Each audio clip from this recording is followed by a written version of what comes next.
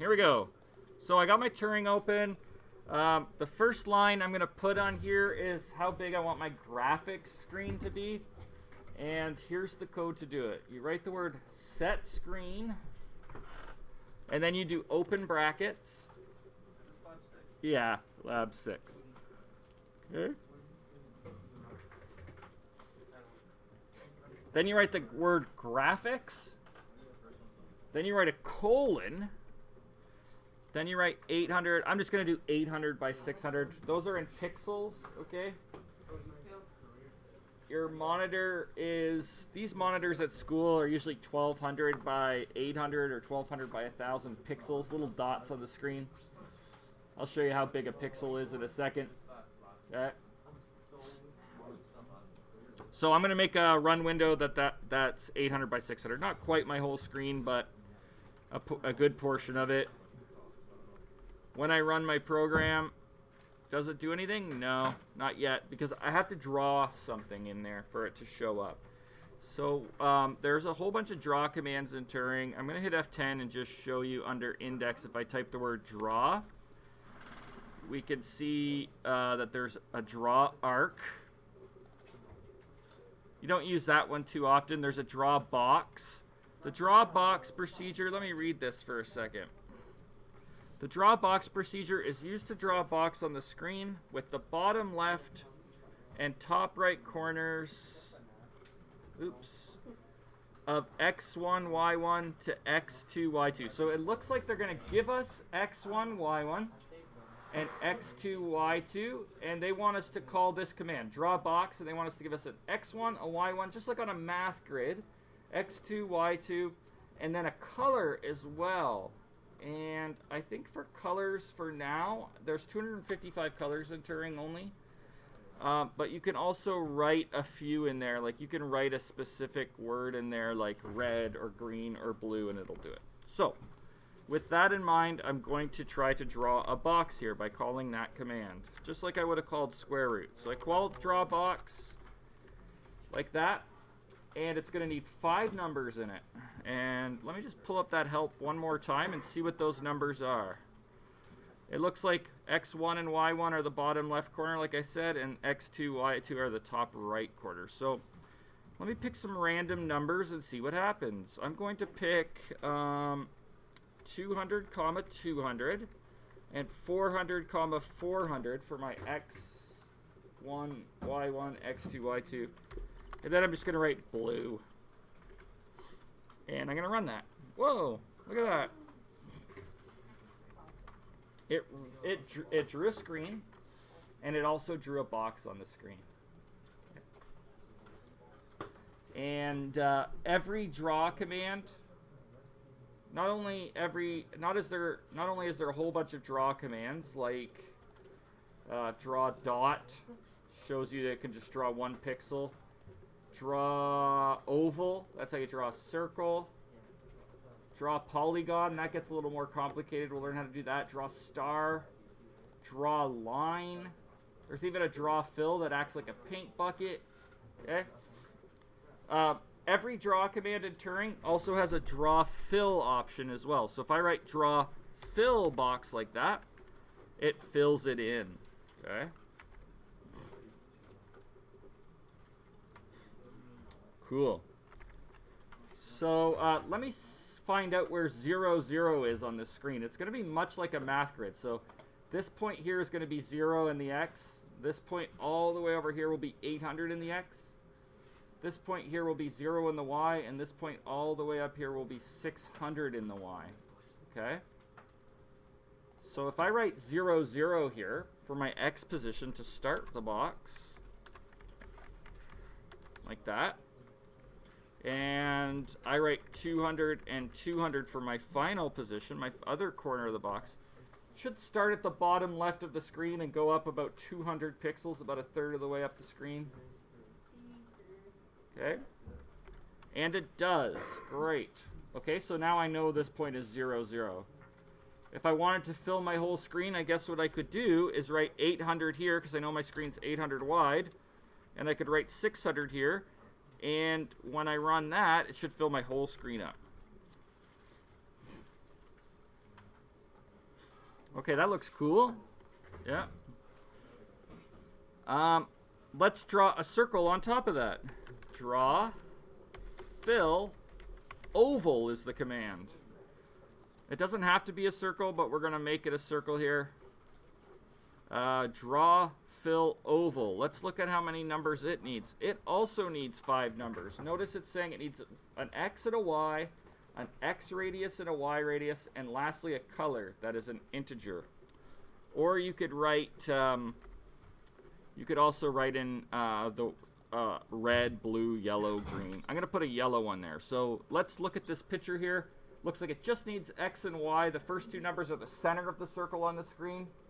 And then the X radius and the Y radius are how wide it is in the X and Y radius. And then lastly, a color. So, all right, fine. I'm going to put this one in the middle of my screen then. My X is 800, so I'm going to put 400, half of that. The height of my screen is 600 pixels. So I'm going to put 300 there. So that'll be in the middle of my screen. I'll just make it like a 50 by 50 wide circle. I'm going to write the word yellow there. Hopefully that'll put a yellow circle on the middle of my screen. Yep.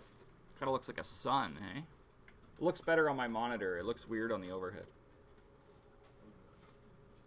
Looks scrunched in.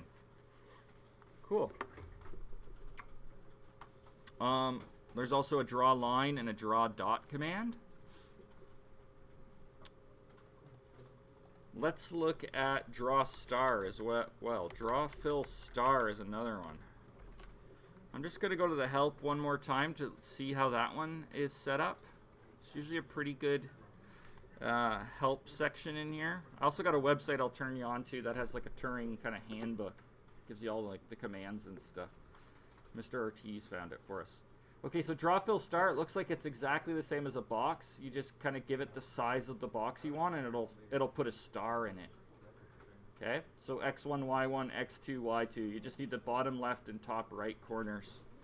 And then it will, instead of drawing a box, it'll draw a star. So let's put a red star. Actually, let's pick a fun color, okay?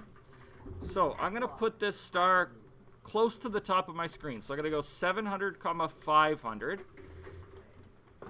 Okay, because I know my screen is 800 by 600. And then I'm going to try to get it 50 wide. So if I want this star to be 50 pixels wide, what number do I have to put for my next X? If it starts at 700 and I need it to go over 50, I just write 750. Okay? And the same for the Y. I need it just to go up 50 from where it started. So this is usually the starting point of the bottom left corner, and this is the ending point. Now, I'm going to pick a number for a color, but there's 255 Turing colors, and if you want to know what they all are, just go Turing color chart. Comes up right away, and you can get I like this one with the spooky guy. He always comes up, I don't know why. But you can look at them here, okay? Most of them are pretty dark, but here they all are, and here they all are numbered. So I'm going to make my star the color 70, kind of like a lime green, okay? All right, so for my color, watch what happens if I don't put a color, by the way. It'll complain. It'll say, not enough arguments or something like that. Oh, too few parameters. It was expecting 5 and I gave it 4. Okay. So I am going to have to write in a color there. It was expecting 5 numbers and it only got 4. And I have a lime green star at the top of my screen, just like I anticipated. Okay? Capiche?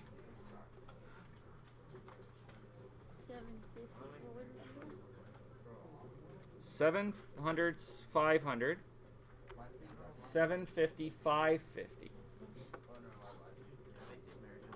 You could, yeah. What's the last thing I want to look at? Maybe I'm going to make a for loop, okay? I'm going to do it 10,000 times. Okay? And then I'm going to use this command called draw dot. let's look at draw dot for a second in the help. I just want to see what it takes in its parameters. Draw dot. The draw dot procedure is used to color the pixel at the location XY. All it takes is an XY and a color. So I want to actually draw them in random spots. So I'm just going to look up rand really quickly. Okay. Rand int. You give it a low and a high in brackets. Is that how it works? Or rand dot int. You give it a low and a high and it spits out a random number. Okay, so using that information, I'm going to put a random dot on the screen between 0 and 800 for the x. So it's rand.int 0, 800. It's like a function inside a function, a command inside of a command. And then for the y position, I want it to make a random number between 0 and 600. And it needs a color as well. And Turing has 255 colors. I think it has 255 colors. So I'm going to make a rand number between 0 and 255. 0 and 255. Whoa. There it is. There's 10,000 random dots on my screen. What do you think? What happens if I put that in a loop? And this is just, whoa, it's slowly filling my screen up with dots. It looks like a mosaic or something, eh? Isn't that weird? You don't have to put that loop there. I was just trying to see what it would look like there, but yes, it is draw dot. Draw dot would normally just take an X, a Y, and a color, but it is taking an X and a Y and a color. It would normally be like 700, 400, and then some color like red. But I've set it. I'm gonna just comment that out. I've set it to basically 10,000 times, spit out a random number between 0 800, spit out a random number between 0 600, spit out a random number between 0 2. So every time I run it, it's basically just filling my screen randomly with dots, and slowly just kind of turns to noise. Okay?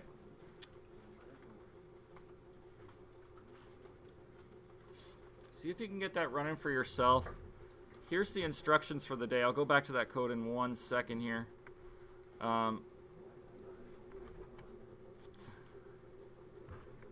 Lab 10, or Lab 6, sorry, is going to eventually evolve into an animation project. Let me just put it up there and go over it quickly what it is. Turing Lab 6. We'll work on it this week. Unknown file. I don't know why it does that anymore, but we're going to go here and find Turing Lab 6.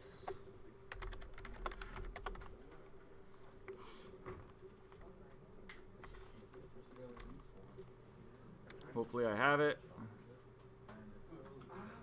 Why do I only have a template of it? Okay, hold on 1 sec here. All right. Here's the instructions for Turing Lab 6. Let me just post it up here. Turing Assignment 6, it's actually a Lab 6, but it is gonna turn into an assignment where we animate it. So the lab itself is create a suite landscape, make your window 600 by 800 by 600. It doesn't have to look like this. This was just an example I found online. Okay, this one would have probably been like 50 draw commands or something. It's not a lot, but it looks cool. Okay, so you can see that it's a rectangle here for the water. The layering matters. Like, he would have drawn this circle first and then put a rectangle over top of it so it looks like a half a circle. Okay? Same with this oval here. Would have, if you got rid of this lake, you would see an oval underneath and a circle underneath there. Okay? You can draw lines as well and then fill them in later. I'll show you how to do that later. You could draw basically like hollow shapes and then do a draw fill command and it'll fill it in for you. So what we'll eventually do is get this like sun to dip down below the horizon and maybe change the background and stuff as that happens, or have the flag smoke coming out of a chimney or something like that. So that'll be the first Turing assignment once we're done this landscape. We'll take a couple days to make it really nice and pop. Okay, so that's going to be the plan. So get going on that, and I'll post this online.